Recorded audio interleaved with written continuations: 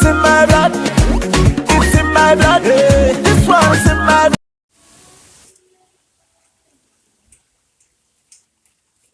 Hello guys, welcome back to my aunt's channel, Life with Julie. Make sure after this video you press the like button, subscribe and press that notification bell so that you could be notified when our next video comes. My name is Brenna Alexia McDonald. I attend the school of Greater Portland Primary. I am in 3rd grade. I am 9 years old. And I'll be giving out some questions to my aunt Auntie Jean and her friend, Mrs. White. So the first question is, what inspired you to become a teacher? You going first? Okay, want me to go first? All right. Good afternoon, everyone. Good afternoon. Yes, my name is Julian White. Minot. Now, what inspired me to become a teacher? Well, God first. Second, my mom. She's a teacher. Third, living in the ghetto, you realize that some of my, I would say, playmates, they drop out of school, and some of them turn to what you wouldn't deem as being successful persons in the society. Also, there's a teacher that I had while I was in grade 3. To me, she was a bit abusive, and I realized that teachers do have an impact on children. We are the nation builders, because she had negative impact on me. What she did is I don't know what she had, if it was problem, but she come and she beat. And I said that I want to be a teacher that make a difference, because if I had followed her, I wouldn't be a teacher.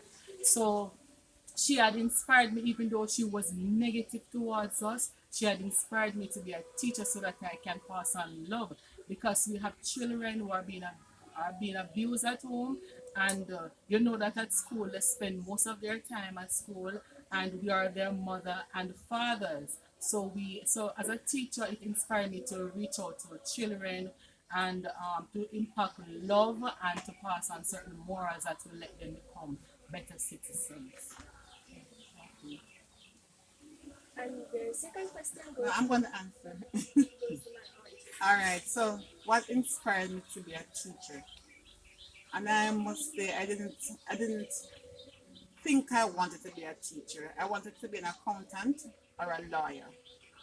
But when you do not have the help that you want to achieve your goals, I guess you have to look otherwise. So I like business. I like mathematics and accounts. So I always thought that I would be in that field. But as I said before, when I realized that I was not going to go into my field of accounting or in business, one day I went downtown and I saw some ladies. They were in brown skirts and this beige blouse. And I said, wow, I would like to go to that school. I didn't even know it was a teacher's college. And then there was this person from my church. I think her name is Rose Anglin. I saw her going to the teacher's college, and that's when I inquired. And I took up myself, went there, applied, got through, and then I am a teacher today because I take that step. But as what me said, I have an opposite story about this teacher in high school. So if I should say that someone inspired me, I would say it would be my accounts teacher in high school. And I went to Merlgrove High School, by the way. My accounts teacher, she was the best teacher I ever had. I don't want to pronounce the H. And Kylan, let's say I pronounce H when I should not pronounce the H. So she was the best teacher I ever had. And I'm not going to say I owe her for me being a teacher, but she's one of my inspirations. Okay, ma'am? Second question, who was Auntie Chris? Put on the mask. Anyone? Hold on. Who wants to go first? I'll go. Okay. How long have you been a teacher and what was your first day like? Wow. From 1999. That's Pretty a long long. time. Pretty long. That's what, 22 years? 22 years? That's a very long time. That's been a while. That's a long time. I've been a teacher, 22 years, still going on. And my first day, the first day, when I went to the school that I am, I've been there for 22 years, and it was a grade one class. So I was introducing myself to the class. I know we were there having a discussion, getting to know each other. And there was this little boy who came up to me. Miss, me can go piss? That was my first day, and it was in the inner city because I teach at an inner city school. So I use that opportunity to teach social grace. So I said, all right, children, if you want to go to the bathroom, the proper way to ask is to say, may I go to the bathroom? Please, and I start teaching about saying good morning and good afternoon, different social graces. All right, so I have to say day two though, because day two, the same boy came to me and he just said, Miss Mkanga, please. So at least he learned, please. Your turn. Yes. I have been working at my school now for over 10 years. Miss Stuart and I work at the same place. My first day, to be honest, I was a bit clueless because pretty young coming in the teaching, and because I did my teaching practice at an early childhood institution. I did primary ed, but I did it at an early childhood institution. And what I realized, there are some there are some similarities, but a big difference when you're working with the primary school children. So I was a bit clueless. So I stood before the children, and I was saying to myself, what am I going to do? Because I'm not used to this setting. But thank God to my then principal, Mr. Noel Watt. I must say thumbs up to him because he realized that I was a bit clueless, and what he did, he came in and he filled in the gaps where I was lacking, and he helped me, and therefore I am this teacher today because of him. And so my first day it was clueless, but thank God I had a good principal, Mr. Noel Watt, who helped me through. Big up Mr. Watt.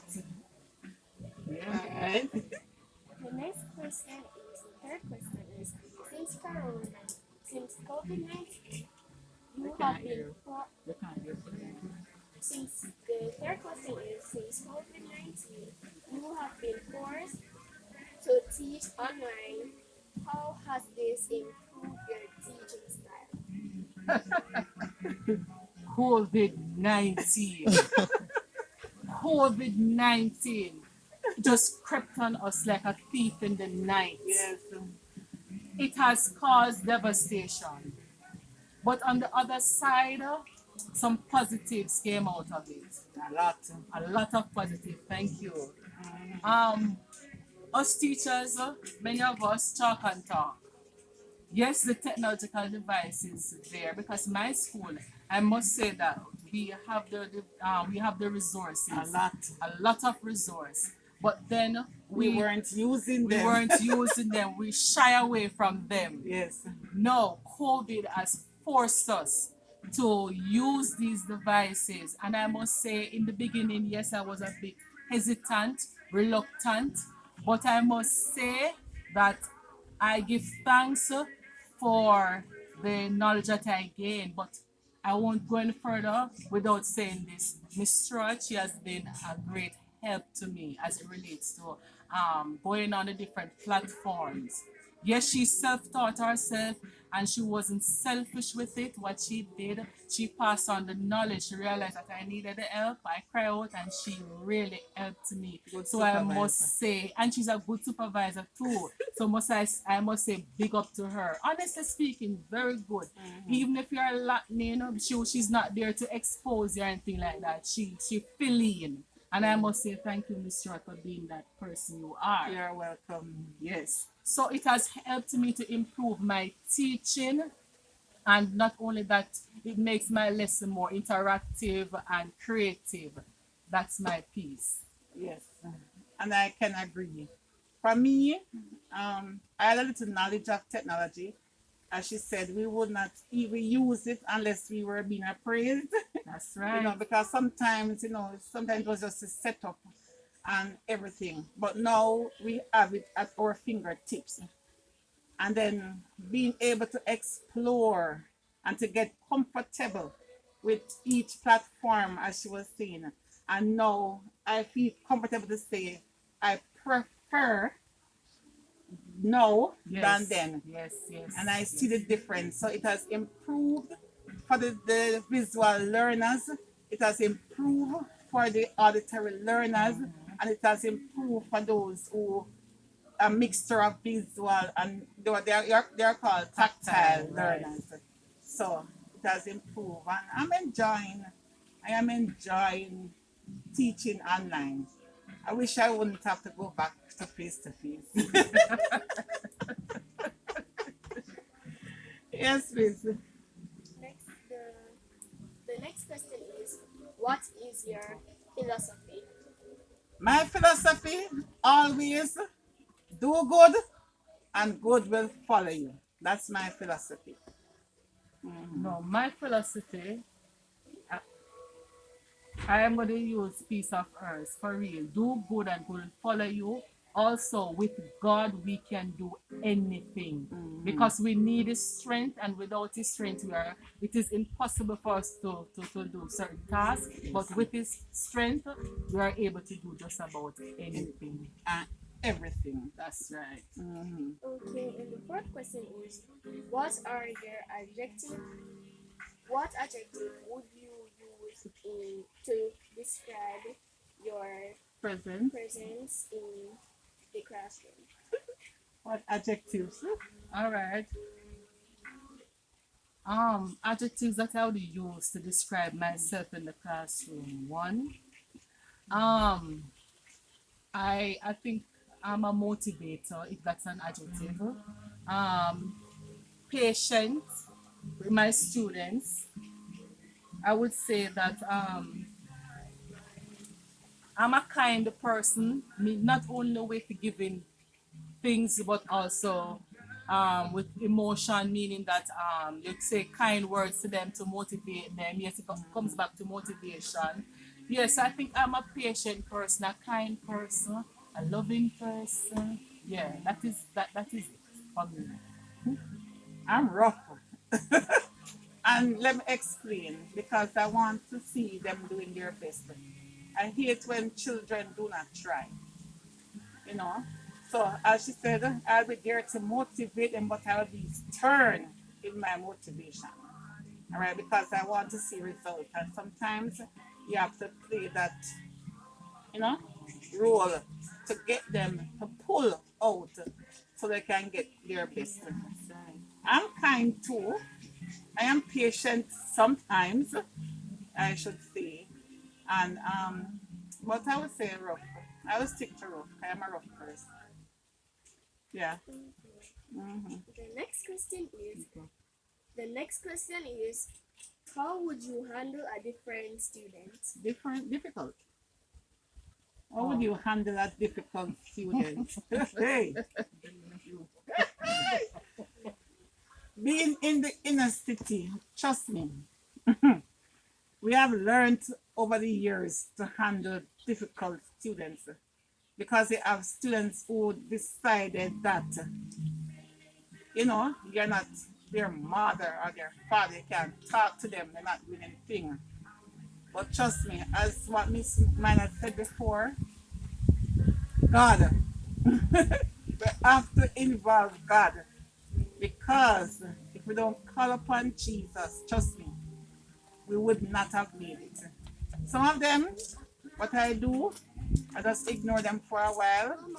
Some of them, I will ask them to stay back and we speak, speak to them and support. And guess what? What I realize with students who tend to be difficult, most times they want a little attention and they want a little love. So I tend to just hug them and give them a little attention, rub them head a little, and say, all right, come man, they can do it. So I'll stand as a motivator. And sometimes too, I use their strength, and turn them into leaders. It's all right. So if I want to leave the class, I just put that person in charge and feel, like, yeah, right. So we cannot turn that negative into a positive, and it had worked over the years. And I don't have anything to add to that because it is the same strategy I would use. And as Miss said that what I'll just add to it is that working in an inner city area, it is not easy because the outside influence have a Yes. lot on them. Because some of these children they see the negative influence out there and they gravitate towards it. Like you have the guys on the street side, some of Yeah. them not being positive towards them, and so it have a hold on them. So that is just it. And you know what helps too? The fact that I was raised in the ghetto. So I am a product of the ghetto. So I told them now you don't have to, although you are in the ghetto and there are so many negative connotations about the ghetto, you don't have to be one of the statistics. That's right. You can get out of the ghetto. So these are things. So we turn the negative situations into positive Yes. and let them know that they can do it. Okay? The next question is, how do you motivate students? Same thing. That's what I've been saying. Basically the same thing. So turn their negative, situation into positive and show them a light. It is not everything should end this way. You were taught this, but no, you can turn it around and introduce to them. Make sure the daily devotions, trust me, Helps. daily devotion help to let them know that Jesus loves them. That's right. You understand me? In spite of everything else, yes, God loves you. He loves the children. He says, suffer the little children to come unto me and forbid them not. And again, as I said, give them a hug. Because some of them don't even have anybody hugging them. So these are the attention that they want. So obviously them parents call them rude and this. But when the teacher can break a student and teacher can make a student, we know that much. That's right. The next question is, how do you like to communicate build relationship with parents? So how do we build relationship with our parents? You hardly see the parents. Yes. That is a sore factor that we are experiencing. But how we can build relationship with them? Well, for us, what we're doing now. So I'm going to use the online. Yes. The good thing we have their numbers. Yeah. So we have a WhatsApp group. What we do, we use this to reach out to them. So if we realize that Johnny not coming to school or Johnny is having a particular problem, we try to reach out by calling that parent and say, you know what, I'm concerned, Johnny not up with the other students, what's happening, and from there they realize because parents like to know that the teacher have Yes. their child interest at heart. So that is one of the ways that we use to reach out and build relationship. I know parents don't like to say, boy, everything you have negative. So Yes. we try to use a lot of positives. Little. Nothing else to add. Yeah. The next question is, tell me about The time when you time help someone someone became as more successful. Okay. Well, I can speak of students because yes, I have few adults out there that I help to become successful. But it's so good where you have. I can remember there's a particular student. Um, his father was, um, we would say, notorious. Mommy not doing much. But what I realized, the child brilliant. The child has potential to be the next prime minister, the next surgeon, because indeed the child, when you look at the child work, the child was able to do whatever. You know, the child miss class. It has, when it comes to class, whether it's for 2 weeks, the child miss out, and whenever the child come to class, the child would be as if he was there all the time. So what I do or what I did back then, I tried to do motivational quotes. It all boils back down to motivation. Yes, this is happening in your life. Daddy is this, mom is that. But guess what? This is where you are going to go. So, daddy, if he continues on that path, you know that either the cemetery is there or the prison is there. You don't have to go on that road. And I said, this is the area that you are strong in. The child love maths, all the science subjects, and I lay out all the subjects that would be in the science field. And I would encourage that child and say, look here, you can do it. If you get 50% now, come on, you have potential to get another 50, which is 100 or another 10. And I watch that child, and today that child is in a successful job up by you, we working, a doctor. So, I'm proud when I see that individual and that person could say, boy, miss, I remember those days when you told me that I can do it.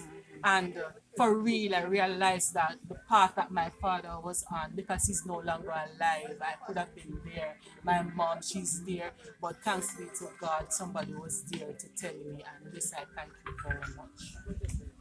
All right. I have had some successful stories. I remember I used to teach grade 6. It was grade 6 for years. I've been teaching grade 6, but I always get like this slow children. I don't mind getting slow children because I have a degree in reading. Those days, I remember. I have a degree in reading. So I like the challenge. And when I can get a child who did not even know the letter A, how to pronounce the letter A, and by the time the child left my class, he not only can pronounce the letter A, but he can pronounce all the letters of the alphabet. He can make words, and he can make sentences, and he can read. That is my greatest succession. Yes. All right, that anyone could have. And I have children, yes, who the doubts were against them, but they went to high school and they are doing well in colleges. Yes, All right. So that is my few thoughts. Are you finished? Okay. So, Miss White and Brianna, thank you for joining me at the white table. Today. And did you enjoy? Yes. Yes. And you did great. All right. So, guys, thank you for tuning in to another video with Life with Jeline. Don't forget to Subscribe, share, yes, like, and press that notification button. Yes, to be notified for another video. So on behalf, I remember she said I'm her supervisor. All right. So I supervise her. Am I a good supervisor? Yes, you are. All right. All right. So on behalf of Miss White and Brianna, this is Jeline from Life of Jeline, and we are out of here. It's in my blood, it's in my blood. This one is in my blood, yeah.